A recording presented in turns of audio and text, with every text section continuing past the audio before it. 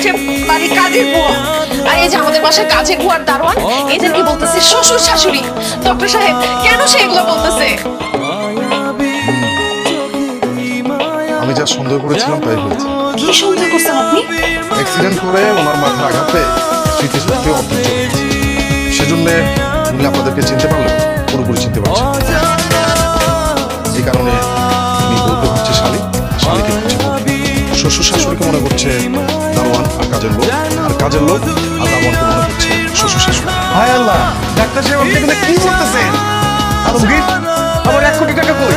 তুমি যে ব্যাংক থেকে টাকা তুলছো সেই মেসেজ তো আমার কাছে চলে আসছে। টাকা এটা আবার কি দিল চাচা? এ খায় না মাথায় দেয়।